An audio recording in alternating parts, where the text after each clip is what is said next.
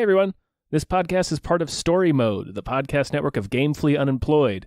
You can support us and gain access to other great exclusive podcasts like Tom and Jeff Watch Batman by heading over to patreon.com/gamefullyunemployed. That's patreon.com/GAMEFULLY unemployed, which is spelled like it sounds.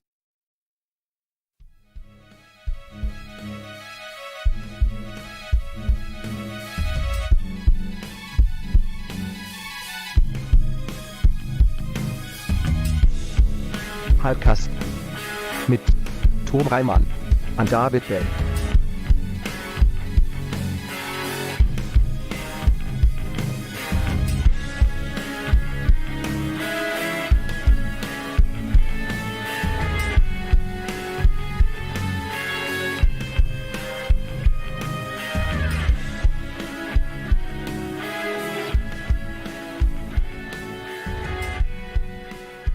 Well, hey everyone. Hello. Welcome to another episode of Hypecast!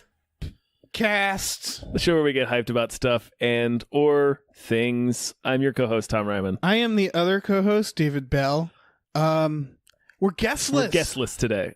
We had a last minute guest cancellation, which is no big deal. Guest rescheduling. NBD. Yeah. She'll be here next week. Yeah, I'm not stressed about it. Yeah, not worried. Our last time we had no guest, we did fine. So we'll do fine this time. We did spectacularly, I think. Mm-hmm. So this time we're going to be one of our even best better. shows. Yeah. Every day somebody new tells me, that one episode you did where you didn't have a guest. Best episode ever. They were dragging you down. Mm-hmm. They're dragging us down. Yep, it's the dead weight of a third person. We don't need it. We don't need him at all. We can run this show. Yeah. There's only 2 seats in the cockpit. Exactly. Actually, I think there's 3. In a cockpit? I don't know. There's like the one that like the pilot don't pilots get like free rides where they can like sit behind the other pilots? I hope so. In the movie Airplane, there's like 4 seats. There's a pilot, a co-pilot, and a navigator in Airplane. Oh, is that it? Mm-hmm. That can't possibly be. It can just be a computer at this point, right? That's one of those jobs where they're like, don't tell anyone, but you don't need us anymore. Yeah, I feel like we don't need a navigator anymore. Yeah. I feel like it's just the pilot and the co-pilot. Yeah. I don't think we need a co-pilot at this point. I don't know, man. I feel safe with a co-pilot. I get it. I think that if you looked at that though, like I'm imagining like the corporate people at Delta being like, we can really just do this with a computer. Like we've run the math and like we wouldn't have any access, but no one's going to allow us to just have nothing up there. Yeah. That's my guess as a expert in aviation. Yeah, right. As a storied aeronautical engineer. Yeah. I feel like we're qualified to speak on this. Yeah. Welcome to Planecast. Planecast. Show where we get hyped about planes and jets. Yes. All right. Well, let's talk about our first plane. Yeah. What's our first plane? Our first plane is guys, it's Terminator Dark Fate. Terminator Dark Fate. White hot, piping hot trailer. Yeah. Just came out. Arnold was the one who he premiered it. He first tweeted it. Mm-hmm. I was delighted on Reddit because he also in the Reddit movies subreddit. Mm-hmm. He's the one who posted it. Yeah. And then it just turned into an AMA where he just started talking to people. And there's some pretty great stuff. The Commando one? Yeah. The Commando one is perfect. Yeah. He talks about how, if you haven't seen it, somebody asks him, did you guys know Commando was funny while you were making it? And he said, when they filmed me carrying a 1,000-pound tree with one arm, I kind of knew it was funny. Yeah. And he's like, and also I wanted to kill a guy by ripping his arm off and beating him to death with it. He's been... And then he had to go. He said he had to go tell the producer that, and the producer said, "No, we're not doing this. Get the fuck out of my office." Arnold is sort of, I think he's gaining status as being like a Bob Ross type, whereas everybody's just like, because he's like, right now in his career, he's just positive vibes, real positive vibes. Yeah. I noticed in that AMA, people would be like, man, those last films weren't very good. What about this new one? And he just like ignore the first part and then very politely answer the second part. Like it's all positive vibes. That's all you can do, really. Yeah. Like also I think he's a happy guy. Like if you're a successful happy superstar like Schwarzenegger, like why be mean? Yeah. You know, like at that point, That people guy are like, the drop movie kicked sucked. him this It's like, weekend. What's up with that? yeah. Well, they drop kicked and bounced off of him. Right, and then immediately got the shit beat out of him by one of his handlers. Yeah, Like, that sounds about right. if you guys didn't see it, somebody drop kicked Arnold in the back. I think people saw it at this point, right? It. I was concerned because he's in his 60s. Yeah. Oh yeah. No, he's not an young old man. guy. Yeah. That's the thing. It's fascinating seeing like a muscle man age Mm-hmm. and become like I can't wait to see like him at Paul Newman age, but with like but he's like ripped. But he's ripped. Yeah, Yeah, and he's it's gonna. just- I imagine he's gonna look a lot like. Damn it, his name escapes me. The blind guy from Don't Breathe, the bad guy from Avatar. Fuck. Oh, Not Scott Lang. Stephen Lang. Stephen Lang. Scott Lang Thank is you. Ant-Man. He's gonna look like. I think he's gonna look a lot like Stephen Lang. Yeah. Yeah. So yeah, everybody check out Stephen Lang. Ever check out Stephen Lang? No. As you can tell, I have no interest in this movie. Yeah, these movies. They just. I can't feel anything about Terminator at Yeah. this point. I grew up on this fucking movie. Like Sarah Connor was one of my first like heroes as a kid. Mm-hmm. And so like to see her back should be thrilling, but it's just been such a fucking disappointing franchise because it doesn't really. It ended at Terminator 2. Yeah, perfectly. Yeah. The big they say James Cameron returns in this, which I guess technically he hasn't produced a Terminator since Terminator 2. Mm-mm. Not that that's gonna matter or make a difference. He's just putting his name on it. Anything with Arnold's great, but like old Arnold in this makes. How is that going to make sense? I don't know. Like there's certain things I think they feel the need to have to put in, like Arnold has to be in it. But, like, there's no way they can write that a Terminator ages in a way that isn't dumb, I think. Yeah. There's no way they can approve on the T-1000 that I think... So they just make it dumb. Yeah. Like the T-1000 in this one is on an endoskeleton for some reason. Well... And then can come free of the endoskeleton to just be its own liquid metal guy. Its own separate liquid metal guy. That's definitely the most clever I've seen since the T-1000. Mm-hmm. But they almost knew... Terminator Genesis is a bad movie. But they knew to, like, do nanobots. Which I guess the T-1000 is supposed to be, sort of. But, like... It turns out to be a very similar visual. Yes. But, like, if they did someone who's, like, a mist and could, like, I think at that point they'd just be too powerful, but... Because it feels like they have to give them limitations. Like, the T-1000, what made that such a good villain is it was like, how the fuck are they going to kill this thing? Like, this thing is indestructible. You can't. There's no topping it. That's part of the problem. Exactly. And they kill it only by, like... they throw it in Mount Doom, Yeah. like, basically. It's ridiculous coincidence is that they just happen to crash in the only place you can dispose of this thing. Steel mill. And they're just very lucky. Mm-hmm. Yeah. Like nothing about this movie interests me in the slightest. Yeah. I also suspect, and maybe I'm wrong, and I honestly don't care either way, but I suspect that Linda Hamilton and Arnold Schwarzenegger or definitely Arnold Schwarzenegger aren't in it that much. Yeah. That's the feeling I get. I think people are going to be, I think they're going to pull the rug out, and it's going to be mostly those two young Terminator people. Mm-hmm. I think maybe Linda Hamilton will be in it a good amount. I don't know. The people on Twitter were talking about this, like, where's John Connor?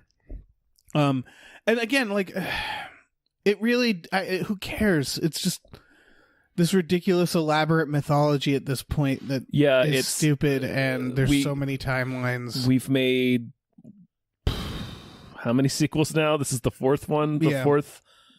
Like, there's part 3, then there's Salvation, then there's Genesis, right? Yes. The podcast probably can't hear, but my cat is just meowing in the other room. Cat is losing her mind. Kitten. She's not responding now anymore. She's not responding, yeah. Yeah. This fucking...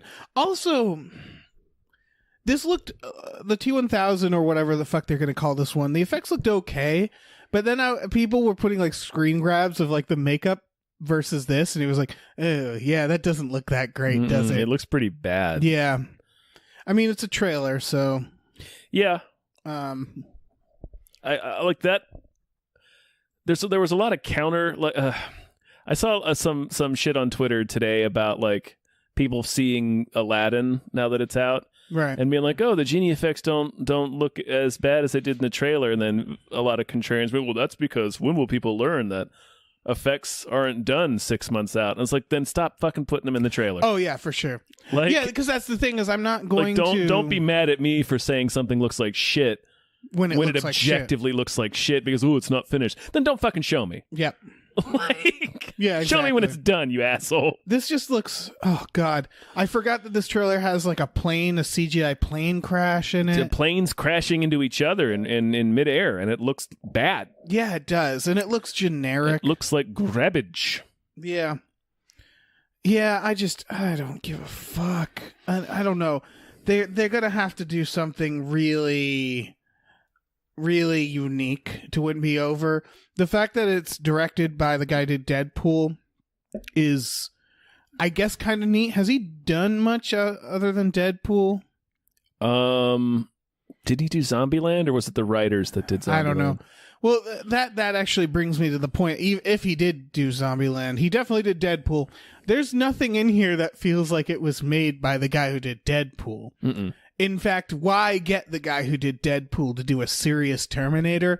That was the one thing that I thought, like, oh, maybe this will save it, is if this movie was like, if it was like funny. Yeah, exactly. If it was like the Shane Black Predator, where they were like, fuck it, no one gives a shit at this point. We might as well make it like crazy. Yeah. And it just looks like every other generic Terminator sequel at this point. Yeah, it all looks like assy trash that we're gonna immediately forget about. Yep.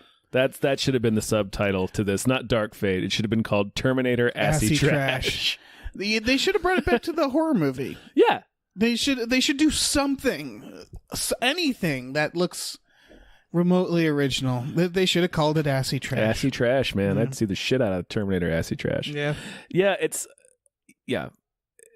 another one like Alien movies. Why I don't understand why they keep making them. Mm-hmm. It's like, fellas, we're all set. Yeah. We're have, good. We have shifted the balance way in favor of there's more worse movies than there are good movies in this franchise. It's not even all right. It's not just that I don't understand. It's when I don't understand why they insist on doing the same thing. Like, for example, Alien, to its credit, Prometheus had some problems, but of like the newer Alien stuff, Probably the best one. it's probably the best one. And the reason why is because he was like, you know what? Let's do something totally different. Yeah. And then I think there was like studio pressure to like make it sort of like Alien. Yeah. And then the Alien Covenant was just like, all right, here's your Alien. Yeah. Yeah, he was pressured to include the alien. Yeah. He originally wasn't going to be in it at all. They should have started with that knowledge. They should have advertised Prometheus as being like, look, it's as technically a prequel to Alien, but it has nothing to do with it. Like it's in the universe or something like that. But like something like that was cool. Or like doing an Alien film that's just going back to a very claustrophobic story of like dealing with an alien, but they keep just like trying the same bullshit over and over again, as does Terminator. Yeah. It's very weird. Yeah. I mean, it's making them money, I guess. Now that Disney has bought Fox, they have said, oh yeah, we're not done with any of this. Of course not. Why would they be? Yeah, they just got it. They want to fucking play with it. It's the worst. Yeah. I guess we can look forward to, alongside the new Star Wars trilogy by the Game of Thrones guys. Yeah. It's a real bummer. Yeah. Some real bummers to start our Hypecast. What's the next trailer? All right, this is less of a bummer, I would say. Once Upon a Time in Hollywood. Cat's flipping out. Yeah, your cat is being a maniac she's today. I don't know what the fuck is happening. goblin. She's normally not this demonic while we're trying to record. Yeah, not while we're trying to record. Yeah, not while we're trying to record. Right now, the chair is just moving back and forth, and I can hear scratching, but I can't see her. Yeah. Jesus. It's a real haunted mansion vibe right now. I'm gonna see this. Yeah. I like the time period.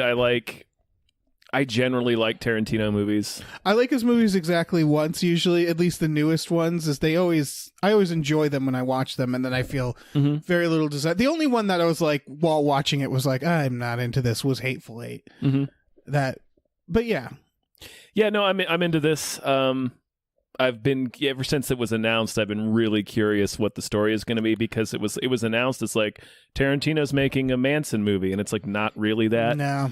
It's kind of it's adjacent to it, but it's like I think it's about the death of the golden age of Hollywood. Yeah, I could see that.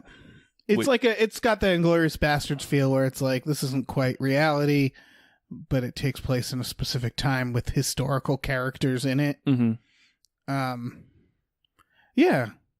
I think my favorite thing about Tarantino is that he has so much sway as a director. He has so much power that you get to see actors in his movies that you haven't seen before, and that's always delightful, you know? Yeah, I'm excited to see Pacino in a Tarantino movie. Yeah, exactly. It's the same. I have the same with Wes Anderson, where it's like, taking away his style and whether or not you like it, I love seeing actors who would normally turn down, who normally go for like safer roles, do something fucking crazy because they're like, well, it's a Tarantino film. Like, right. Yeah. I'm gonna like seeing Brad Pitt in Inglourious Bastards, just like doing a weird character and voice. And it's like, you could only get Tarantino. It could only, well, maybe not Brad Pitt. He's done plenty of weird voices. Pitt, he likes to do weird things, but the scene in Inglourious Bastards where they're in the lobby of the movie theater and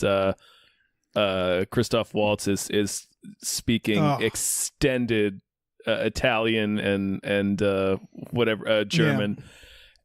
It's like a 2 or 3 minute sequence that Brad Pitt is just standing there with the funniest look on his face, because he doesn't have any lines in that sequence. He's just like standing there, just kind of like sneering at Hans Landa. But like, it's just, and it's several minutes. I do now kind of want to watch that movie again. Christoph Waltz needs. I know it's 2 movies so far. He needs to be in every Tarantino pretty film much. From here on. Yeah. Because he was sort of built for Tarantino. He's 2 for 2, man. Yeah, he got 2 Oscars for his. For both, for one for each of his Tarantino movies. I just rewatched The Zero Theorem. He's starring in that, and that's another delightful thing to see Christoph Waltz in. A Gilliam film. Yeah, in a Gilliam film, it's pretty fitting. Yeah, no, I'm gonna watch this movie for sure. Yeah. I'm more into seeing this than I was seeing The Hateful Eight, which I only saw recently. I didn't see The Hateful Eight till within last year. Like it took me a while to get to that one. I'm glad he's sort of moved on from the Western vibe. Yeah. Because I always, again, Tarantino, I've never been thrilled about him. I tend to like his earlier work, but I think it's more that I think at this point in time, we've all kind of accepted who he is and we know what to expect in his movies. And like, I don't think he's like totally beloved at this point. It's just like, yeah, it's Tarantino. I guess what I'm getting to is like, I've always been more annoyed by the hype around him than like when I was in film school, it was insufferable. You were in, no, I was going to say that would be around the early 2000s. I was going to say that would be like the worst time, but that's I was correcting myself. Like mid-late 90s would have been the worst time to be in film school in terms of Tarantino. Oh yeah, for sure. So when you went to film school, I'm sure people were shitting their pants about like Boondock Saints and Amelie. Boondock Saints. Oh, Boondock Saints. Fucking Boondock. Oh my god. Well, that movie went sour real fast. I mean, that movie, I don't want to... I remember like trying to like that movie because it was popular to like, but like the first scene is like, oh, I hate these characters. Why are we following these characters? They're hateful people. Oh my god, that movie. Ugh. I never saw the sequel, but yeah, Once Upon a Time in Hollywood. Yeah, I'll watch that. Yeah. Next one is Toy Story 4. I can't. Every trailer I firmly stated my hot take a while ago on this show, but I think this movie is going to be bad. I think Like, This is a Terminator situation. They told a story. It took 3 movies, and now they're just like, more money? You guys, can we have more money? it's just I can't. It's like, oh, we got to make sure nothing happens to Forky. Get the fuck out of my face. That line is. Yeah, it's fuck you movie. I'm sure it'll be fine, but it's also, I think I'm at least have less stamina for kids movies too, because they're kids movies. Like if I was a child, I'd be like, yay, Toy Story 4.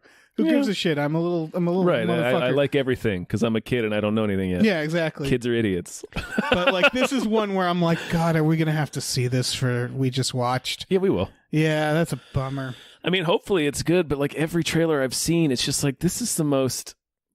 It's like unnecessary. It's like, and I think Cody pointed out that it's all 3 movies. It's all 3 original of the first trilogy just combined into a single movie. Yeah, it just feels all jokey and shit now. It doesn't. I don't know. It doesn't seem like it has a purpose other than to be. It feels like any other kids movie. At this point. Yeah. It may be. Which I guess the original Toy Story doesn't have that Pixar thing where it's just punching you in the nads with emotions. No, but it's like solid. But it's solid, exactly. And it's it was something that people hadn't seen before, and it was like a really all 3 Toy Stories idea. are home runs, man. They're like very strong films. The second one like dipped a little for me. A little bit. But the third one, I was. Third one's a real. That was real unexpected. Yeah, yeah. So yeah, this one I don't know. It might be just like an Incredibles 2 situation. Yeah. Where it's just like Incredibles 2 was a kind of a letdown. Yeah, well, because of the fucking 10 years or even more, like 13 years. 15 years.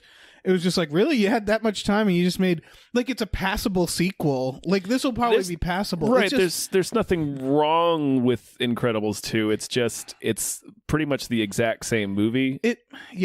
Just with Bob Parr trading places with Helen. This just reminds me especially the Pirates of the Caribbean's had this problem, and I'm sure I've used this analogy many times. It's a band bringing down the house with their hit song as their encore, and then being like, wow, they're really into us. All right, we're going to play some more. Let's play for another hour. This is off our new album. Let's go. It's that where they don't read the room, where they're like, no, there's a reason the last one did really good because it was like a perfect finisher and everybody was really into it. And so you're overstaying your welcome now. Yeah. And everybody will be kind of polite. They'll clap for a little bit and they're like, oh, okay, yeah. And then eventually people are just going to start quietly leaving. Because, I mean, that's the Pirates of the Caribbean felt that way. Where the last one is everybody's like, no, why are you still doing this? Why? Yeah, you made 3, and then but why? We accepted a 4th, and now you're just still going. Yeah, so... I don't know. It's just, there's something about that fork. I want to throw it in the trash. Yeah, fork sucks. It's just like, what the fuck is this? Yeah, they... what more is there to fucking say about these fucking toys? They could reboot it and start with new toys. I could see them wanting to do video game characters, but someone beat them to that. So yeah, I don't know. Fucking Disney beat them to they beat themselves. They just put out a thing saying that Pixar's going to focus on original stuff after this, which I feel like I've heard Pixar say a few times. Of don't worry, we're going to make. But they made Coco and Yeah. Inside Out. Yeah. They've had some big ones recently that weren't sequels. Yeah. I just don't know why they need this. I don't know. I feel like it was a situation where Disney's like, look, we're making these movies. Oh yeah, I've heard that where they made a deal with Disney, which was like, look, don't make your fucking direct to DVD sequels of our movies. Just tell us when you want a sequel. I think Monsters University was one where Disney was look, we're going to make a sequel. I consistently forget that movie exists. I think most of the world does. Because it was Pixar being like, okay, they're making us make a sequel. So what do we do? Well, we don't want to continue the story because it ended in a great place. So let's do a bullshit story when they're in the university. All right, let's move on to something less depressing, which is the global warming, the climate change documentary. Yeah, way less depressing. Way less depressing. Ice on Fire. Ice on Fire, yeah. It's an HBO documentary. It looks pretty cool. Yeah, narrated by Leo. Maybe this will get DiCaprio telling us about the environment. Turns out that Al Gore didn't spark people's didn't invigorate us. Well, I like that this one is so solution focused. Yes. Like the point of this film is it's showing all of the fucking amazing things that people are doing to try to like preserve the environment. And really like that because it really does feel like someone watched An Inconvenient Truth and like, could you jazz it up more? Maybe more than a slideshow. Could you get someone other than him? Because he's a real bummer. Could you get not the boringest man on the planet to narrate this? Yeah, and could you maybe be more positive, focus on solutions. Yeah, tell us what the solutions are. Yeah. And the fact that they like in the trailer they have someone saying like it's now like more lucrative to be solving the problem than to be causing and stuff like that where it's like there's cool shit like, solar farms and fucking underwater kelp farms. Yeah. They're able to draw carbon out of the atmosphere. There's cool stuff in this. Yeah. Yeah, we could use some of this kind of positivity. Yeah.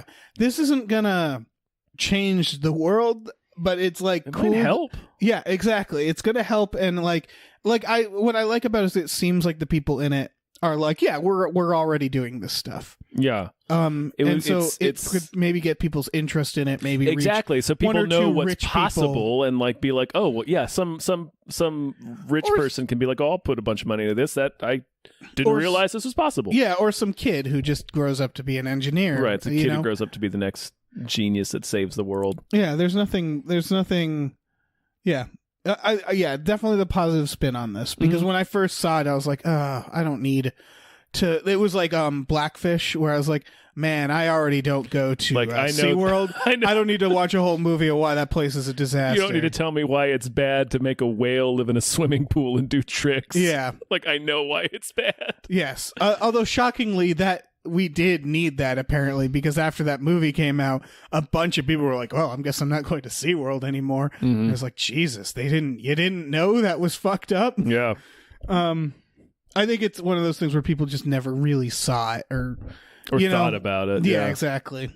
It's easy to not think about it. This doesn't feel like it's gonna make me depressed like that. It's gonna make me hopeful.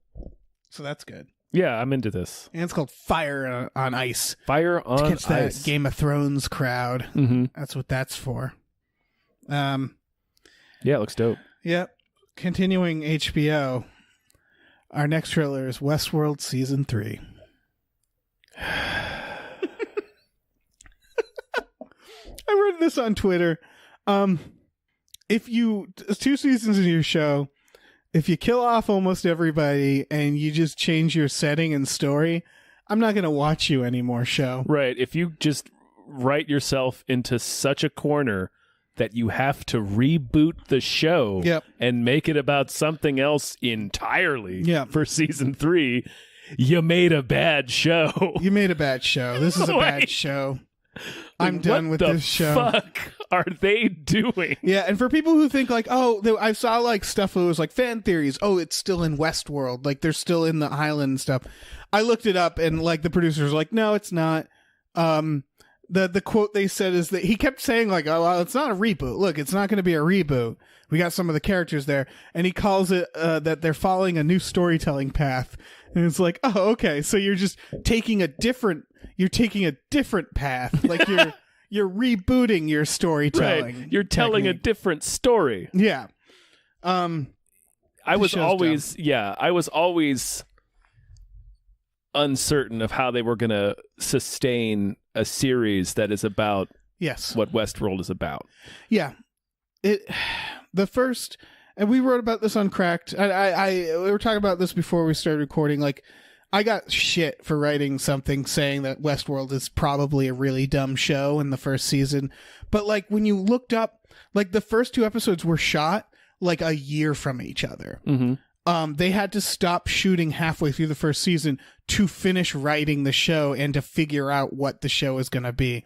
It is just one big annoying mystery box, and like they clearly like they kind of wrapped up the show season 2. Like they accidentally concluded all the storylines, and so they're just like, here's a new guy, and it's just like, what the fuck are you doing? Like that's insane. What is this? Like compare it. Think about any other TV show. If Game of Thrones after 2 seasons just like killed everybody except for like one character.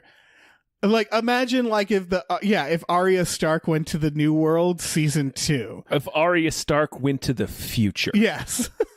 Like that that's the magnitude of the difference between these storylines. Yeah. It's fucking, we shouldn't let a show do this. Like this was a mistake. This show needs to be canceled. Like this show should have been canceled before this season. I do not imagine it'll get another season after this. Yeah, because that's the thing is I saw no interest in this online. At least I haven't seen.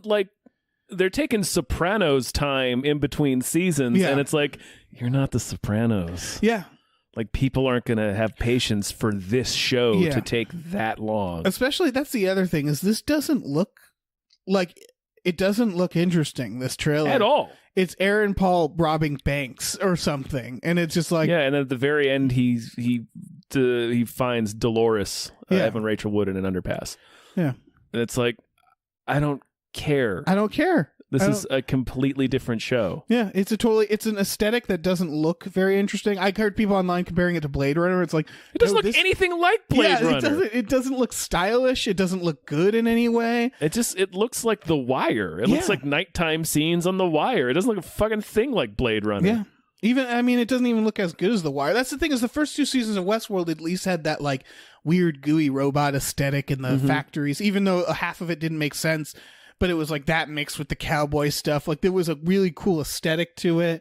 There were characters we were slowly giving a shit about. Yeah. Like they're introducing apparently a new main character. Protagonist. Yeah. Yeah. At season 2. That is dumb. That is so dumb. God damn it. Fucking Westworld. There's other worlds in Westworld. Like, it's so obvious to just like do a season about the Shogun world that we saw. Do a season in like medieval world. Or do a miniseries. What the fuck is wrong with you? Just do a Or miniseries. don't make this like maybe don't turn a 78-minute movie into like this. Not unless you have a plan. One of the things that was taught to me at this whole film school thing I was mentioning before is that when you write traditionally, I think, maybe not traditionally, just like the best way to pitch a TV show is to have like an idea of the first 5 or 6 seasons, like actually be able to pitch like this is where it would head and this is how they would grow. If it's an ongoing narrative. Yeah, if it's an ongoing narrative. And this feels like they just didn't plan it. Well, they clearly didn't. Yeah. As you said, they stopped partway through the first season. I think it was Christian Nolan's brother. Jonathan Nolan. Jonathan Nolan was just like, I'm Jonathan Nolan, you know my brother. Hey, HBO, we should do Westworld. And it was just like, this is a great idea that we're not going to think too long about. It's just, it makes me mad because it's just like, I know people who are trying to be writers of TV who could do such a better job at stuff like with this. The money that they spend on Westworld. It's like, fuck you guys. Yeah. This is trash. Yeah, this is ridiculous. Yeah. Like I feel like a teacher when they didn't when the student doesn't read the book or something where it's like, seriously? Yeah. You had so much time to prepare. Anyway, it's coming out in 2020. Big bummer about robots this year. Yeah. 2020, really? Yeah. No, I'm not going to care about that at that point.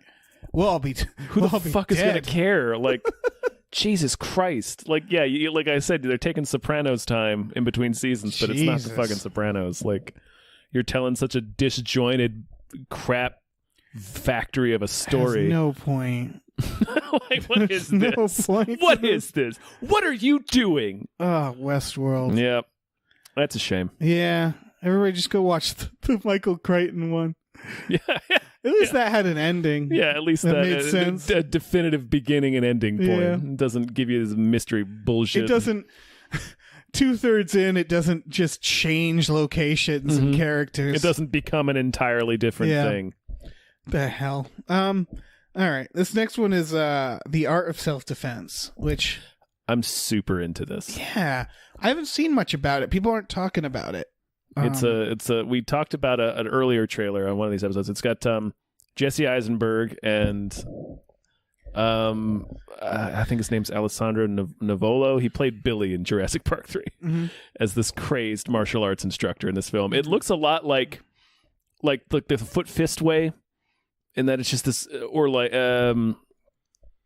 it's the Danny McBride movie, the people who also did Eastbound and Down. Oh, okay. It just kind of this dark. It's silly, but comedy. You can tell it's going to be real dark. Yeah, like there's some darkness in this trailer. It feels like it's like maybe like touching on toxic masculinity a bit. Definitely, or like, yeah. Where the premise is Jesse Eisenberg is basically just like scared all the time. He's like feels intimidated, so he takes self-defense classes, and like it clearly goes too far. Right, his instructor's a maniac. Yeah.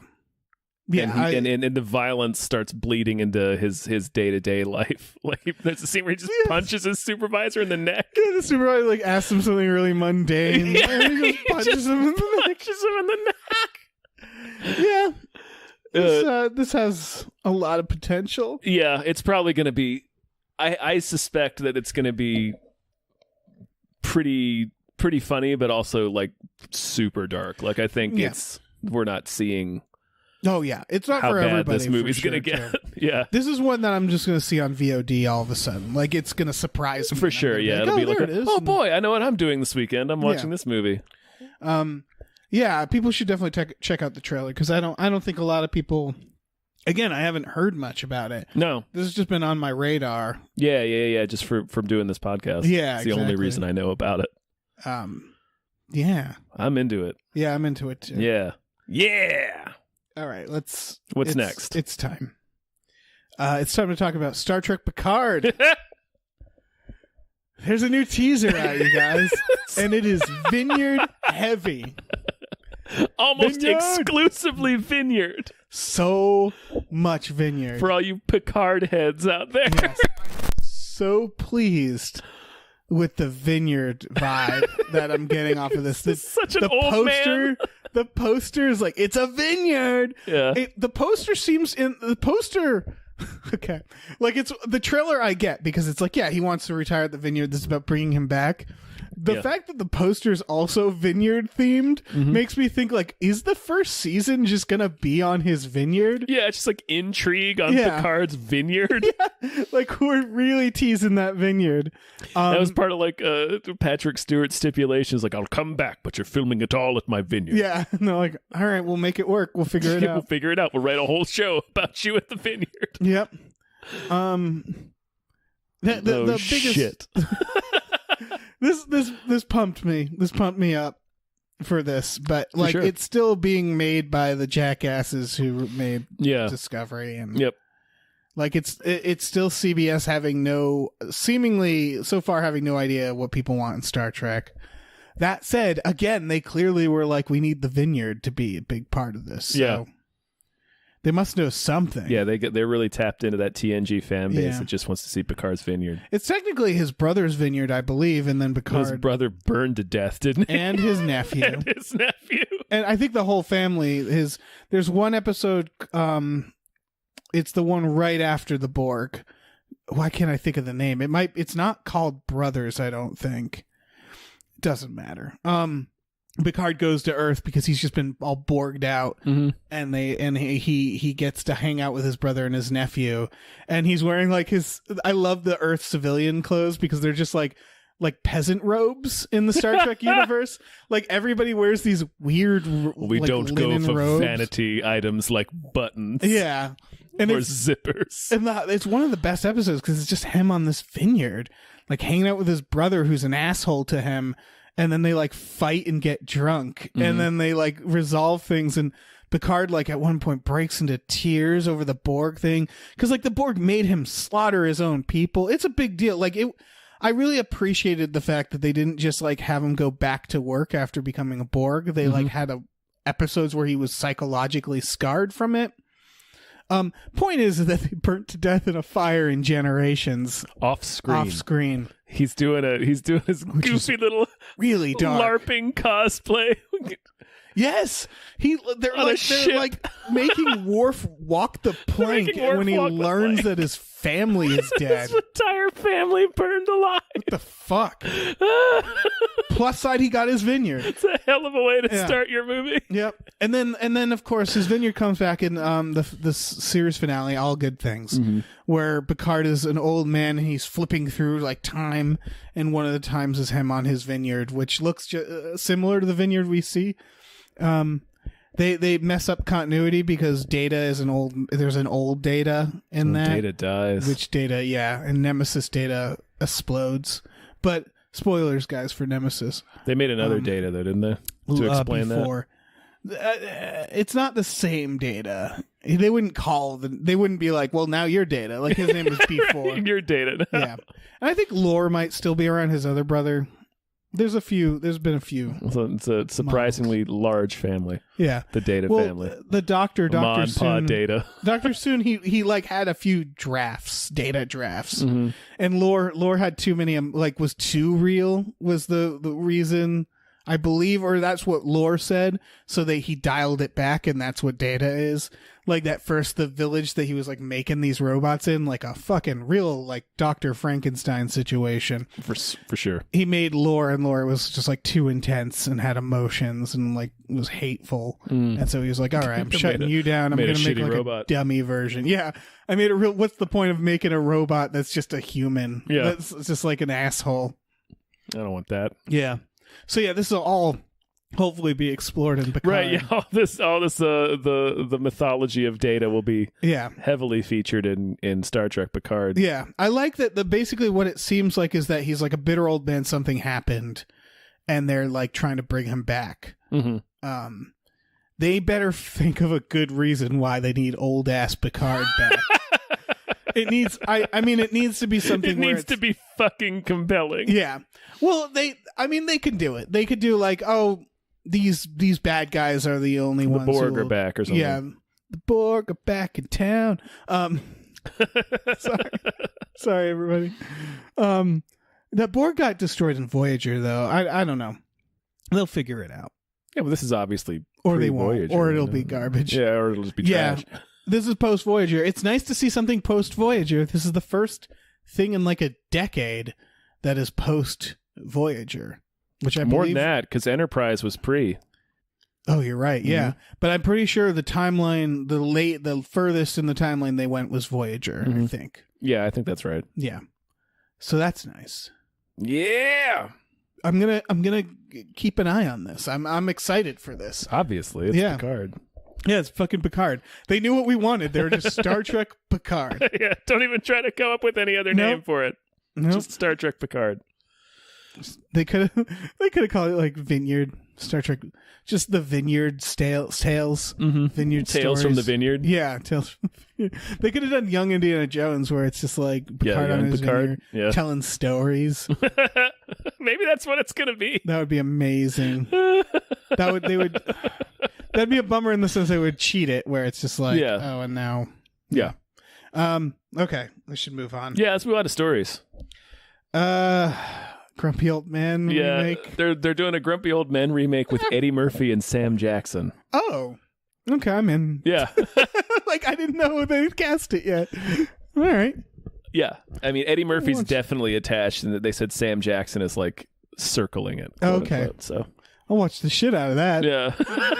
That's delightful. The writers who are doing it are actually, gosh, what did they just do? They just wrote the Rescue Rangers movie, which is getting a lot of buzz. Because it's like hilarious sentence. Well, because it's supposed to be like, along the lines of like a Lego movie or like a Lord and Miller effort, where it's like, this is actually pretty good. Like, good. I mean, Rescue Rangers, there's a lot of like action that could be had there. Yeah. Yeah. So they apparently wrote like a quasi meta Rescue Rangers movie. Jesus. Now they're doing this Grumpy Old Men remake with Eddie Murphy and probably Sam Jackson. That's fucking terrific. Yeah, that's pretty sweet. Yeah, and now I want to know what the Rescue Rangers is. If it's like if it's like some sort of comment on our ridiculous nostalgia, That would be our willingness something. to make something like, I don't know, Rescue Rangers. Yeah, for sure. That would be terrific. Yeah. Yeah. Well, next story is that we're getting some info about Christopher Nolan's next film. Yeah, it's called Tenet, Yep. And which is a palindrome. oh, it is. I hope that plays into it somehow. Oh, it's gotta. It's I forget. Gonna be all tiny and shit. Do you remember what it's about? I don't think anybody knows what it's about. I thought I thought so. I heard it was like a spy thing or something. I don't know.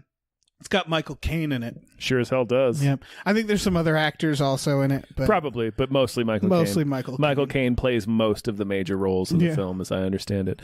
No, I think isn't Robert Pattinson in it? And Is he? I Oh, that's think- delightful. I can't remember now.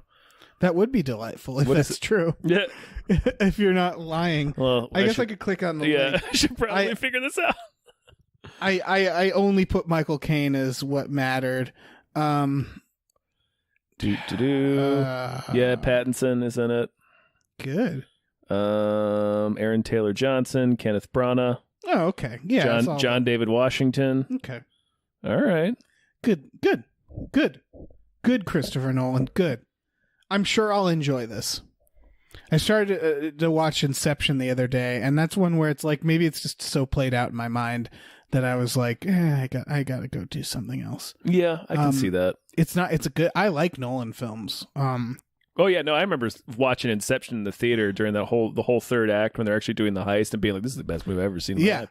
I fucking love Inception. Nolan Fucking films. worked on me. Oh yeah, they all. I like them all. Obviously, like he doesn't understand people. No, there Doesn't matter. has never been a human being in a Christopher Nolan movie. Yeah, doesn't matter. But it's fine.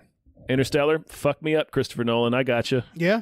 Fuck me up, Get Nolan. weirder. Get weirder. I like Dunkirk, but I was like, I still man, haven't seen Dunkirk. it's Dunkirk is his shortest movie, and it's just like here's a little war There's a movie. little war movie. Yeah, that's Here's Tom Hardy just flying around for a while. It's Tom Hardy he's just zooming around. That's, zipping around. there's on the other plane. things happening, but they just keep being like, let's check in with Tom Hardy. Zipping Meanwhile, around. Tom Hardy. Yeah, yeah. It's you should see it. It's good. I think It's- the fact that it was just like a straightforward war film is what made me not Well, see it immediately. Because it's yes. like, well, I've seen this. But again, it's Nolan, so you're just like, it's just like, yep, here's real planes zipping around. Here's all these practical, No, I'm he sure makes- it's great. I'm sure it's a great piece of filmmaking. It's just like I've never been huge No, me neither. But into war movies. I make exceptions, like 'Cause they're Saving all Private Ryan. very similar. and, Well, yeah, like, that's you know. the best one. Yeah, But I've never been a fan of war movies because I don't know, they're real bummers. yeah, Because it's like this actually happened, and man, it sucked. It really sucked. But yeah, it always feels weird to like for a filmmaker, it's almost always feels a little like I know they're trying to tell these stories, yeah. and trying to tell these people's stories. It never not feels like weird. Right, exploitative. Yeah. Yeah. Because then there's stuff like Pearl Harbor where it's like, Oh. I don't know, a lot of people died. A lot of people died, Michael Bay, and you're making this. Woof. This really bums me out, It's Michael like Bay. I routinely forget that film exists. Yeah. Like I do, man. Who allowed that? When Michael Bay walked in and was like, I'm going to do a Pearl Harbor film, and people should have been like, no, We're all good. set here, Michael. yeah, you can go. We'll use that. Yeah, we'll probably make one of those, but not you. Jesus. Speaking of terrible ideas, Dan Aykroyd. Yeah.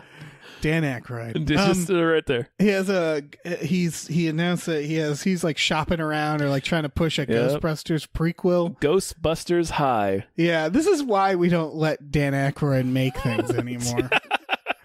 I firmly believe this. I firmly believe he's walking around being like, "Here it is," and they're like, "That's great, Dan. We'll get to this right away. We'll read it and see if we can fit it into our schedule." Yeah, and he's just being like, "Yep, there's going to be a new Ghostbusters," and they're all like, "Oh, sure." Sure, man. This makes no sense. Ghostbusters High. It's about the characters meeting in high school and fighting ghosts. What? Something they don't actually learn exists until Right. they're like 20s. Yeah. Well, you assume that like Egon and Ray have been like, I get the sense watching Ghostbusters that Egon and Ray have been friends and colleagues for a while, but like Venkman's, I feel like they didn't meet Venkman until college, because there's a line where Ray says, you've never been out of the university. I've worked in the private sector. So it's like, they clearly didn't. No. And you can look at those characters and be like, Venkman would not hang out with these guys in high school. Yeah. Like, yeah. And since we see them meet Winston, like he says... Yeah, we see them meet Winston. He says, well, he says in his interview, he's like, imagine watching those three guys in high school, and it's like, oh, you're just cutting them completely out, huh? Like, yeah, that's what we want. That's great. We've been demanding less Winston for years, that's for sure. Jesus fucking Christ. Dan, I looked up his IMDb, and he's got a Blues Brothers TV show he's writing. Oh, no. That, again, I feel like he punched that into IMDb himself. Mm-hmm. And it's like a few executives like, sure, Dan. Sure. Sure you are. Yeah. Because we know how good you are with the Blues Brothers franchise. Yeah. Historically, that's a movie that I don't understand. What, Blues Brothers 2000? Or Blues Brothers period. Oh, yeah, that's one it's dated. It's like... I think it's just past. It's like Animal House or right. It's just dated. Yeah, and it's just like, this isn't funny anymore. I think of that era, the only movie that still gets me is Stripes, and even Stripes is like still has some of that vibe. Where like, the part where the army guy is like spying on the women in the shower. They still have that like scene. Mm-hmm. But Stripes at least is like weird enough, and it's got Bill Murray. Yeah, it does it. Yeah, he's killing it. So yeah, Ghostbusters High. Look forward to that never coming out. Yeah, I do like the other Ghostbusters. I was reading a little bit about the premise, and I like the idea. It's what's in the teaser, which is that the old garage and stuff. It's about like a family moving into a house and like learning about their lineage, that they like had these had a Ghostbuster dad, or like the idea is that it's like. What it sounds like is that Ghostbusters aren't a thing, and like it's just someone learning, like basically finding that car in their garage and like finding the equipment or something. Like it's a neat idea for a Ghostbusters sequel, but it also implies that the adventure will get going once they find that shit, which implies further that the Ghostbusters are the problem. Yeah, like they're the ones stirring shit up and causing these portals, but. Whatever. I'm neither here nor there. Yeah, I'm taking a lot from a very little description. That's it for news stories tonight. All right. Do you have a movie that deserves more hype? I do. I think we talked about this at some point, but the trailer's out. Yeah. And I wasn't seeing much views on it. Guys, this is the Nightingale. Yeah. Yeah. Yeah. This comes out August 2nd. It's got an 89% on Rotten Tomatoes. The hook, the thing you need to immediately know is this is Jennifer Kent, the director of The Babadook, her follow-up film. Yeah. Yeah. I think it showed at some festivals already. Yeah. Well, it's got a rating on. Oh yeah, for sure. So I think it showed like late last year at some festivals. Very excited for this. It's not a horror movie. Not explicitly. No. There's clearly horror elements in it. That's the thing, is she's very good at directing horror, so you can there's horrible things happening. Yeah. It's about a woman who I believe is like held hostage, or like her family is killed. Yeah, it's quartering British soldiers. It takes place in Tasmania, I think. So British soldiers basically occupy her home and end up fucking her shit all up. Yeah, and like the beginning of the trailer is she's like being forced to sing for this fucking British guy. Mm-hmm. And I think they get attacked or something. Whatever happens, she manages to escape. Mm-hmm. And she runs into like an Aborigine. Yeah, and they like they like kind of clash, but he's her only hope to like get out of there. And they track the British down. I think. Yes. Oh, that's it. Yes, it's a revenge story. It's a revenge story, and they're both basically united by their shared hatred of the British. That's my favorite part. Yeah. In the description, it was just like, they eventually come to understand each other because they both hate the British. Mm-hmm. It's like, well, we can all. Well, there's a lot of really good imagery in the that we see in the trailer. One of the ones that stuck with me, there's a scene where she's like being forced to sit at a table and eat with the soldiers, and she's looking across the room, and he's being forced to sit on the floor. Yes. And eat out of like a dog dish. Yeah. It's like, God damn. Yeah, this is going to be brutal. Yeah. I mean, the scenes being described are like, yeah, it's very much the British they're not cool in this. Not cool guys. They're historically not cool. No, yes. They got a lot of skeletons in that closet. Yeah. It looks great. It looks fantastic. Yeah, I'm very excited to see that. I mean, the Babadook was great. Yeah. The Babadook, I need to watch it again. Babadook is one of those movies one of those rare horror movies that comes along where there's certain moments that creep me out so much by something I've never really seen before, or something done, like not a jump scare, not necessarily just a creepy image, like something that just like makes like my stomach tighten. It makes you uneasy. Like, oh yeah. Yeah. Like the part where she's like watching the news and it's like the woman who killed her kids on the news window. and it's her. Yeah. And she's smiling. And it's like stuff like that where it's just like, oh, geez. Yeah. It's so good. It's fucking intense. Yeah. And so this woman, she was an actress, I guess. Was she? Yeah. And I looked her up. She was not in that much, but she seems like if she wants to stay doing these indie films, that's fine. That's fine. But like, fine with that. We need her. Yeah. We need more people like this. Yeah. She's seems like she's very, very good at what she does, and I'm really excited to see more. Yeah. This movie looks like amazing. Yeah. Yeah. Yeah. And I'm excited on a similar note. I'm waiting for us to get a trailer for was it The Lighthouse? It's the director of The Witches follow-up with Robert Pattinson and Willem Dafoe as lighthouse keepers. I hope it's nothing more than that. I hope it's just a couple of lighthouse keepers hanging out. Oh, there's something more than that. Yeah. It's a good setting for like for sure. Maybe a horror movie. I'm pretty sure it is. Mm-hmm. But yeah, that'll probably be on a movie that deserves more hype hopefully soon. Yeah. Until then, yeah, fucking what did I say? Nightingale comes out in August. That's not far from that far away. I think it's limited. I think you'll probably see it on VOD. Yeah. And that's okay. Yeah, I mean that's where I saw the Babadook on Netflix. You're right.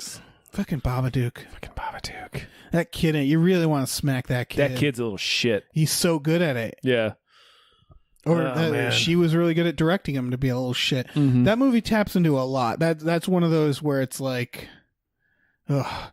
Like just like there could have been no Babadook. It could just been like there kind of parenting. Well, yeah, that's sort of. But you know what I mean? Like spoilers for the Babadook. But I mean, it could have just been about like how just raising a shitty son and with like very little support. Like that's a nightmare. My dickhead son. Yeah. Baba Dick. No, that's probably the parody. Yeah, the porn parody. It better be. Yeah. Looks exactly the same. The top hat and a huge smile on his face. His dick swinging. Dick. Yep. Maybe his dick has a hat too. Oh yeah, it's got and a smile. Yeah. Yeah. If it doesn't, then you're all cowards. Yeah. It's like the Alien parody in Spaceballs. It's like got a little boater hat on. Yeah, exactly. That's a good image. I'm glad we thought of that image. I'm glad we left you all with that. Yeah. Because guess what? That's a sode. Yeah, it is. What do we got to plug? Man, what do we got? Well, we've got a Patreon, you guys. Patreon.com/GamefullyUnemployed. You can head over there and support us. And check out exclusive podcasts like Tom and Jeff Watch Batman and Fox Mulder's a Maniac. That is correct. We also twitch.tv/gamefully_unemployed. Yep. And tpublic.com/store/gamefullyunemployed. Check it all out. All that stuff. Get all up in there. Yeah. Just dip your toes in that. Dip anything. Just any old part. Yeah. Do it. We should make little boater hats for your junk. Sure. And sell it on the store. Sure. I think we can do that. Probably, right? There's no law against it. I'll email. We can make tiny hats for your dick. This is what I'm imagining. I know you don't sell any of a product like this, but hear me out. But check this out. Yeah. There's a demand. Yeah. Clearly. All right, let's get the hell out of here. All right. Goodbye, everybody. Bye.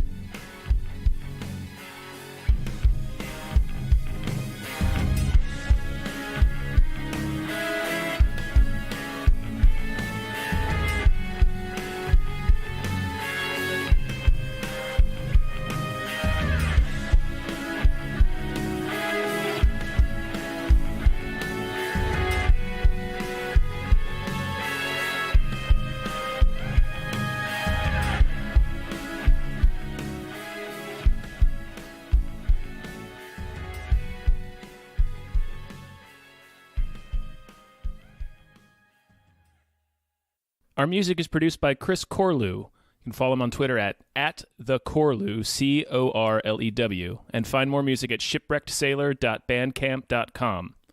Our artwork is produced by Justin Brown. You can follow him on Twitter at @JustinTBrown, and find more of his artwork at artnessbyjustinbrown.com and justinbrown.info.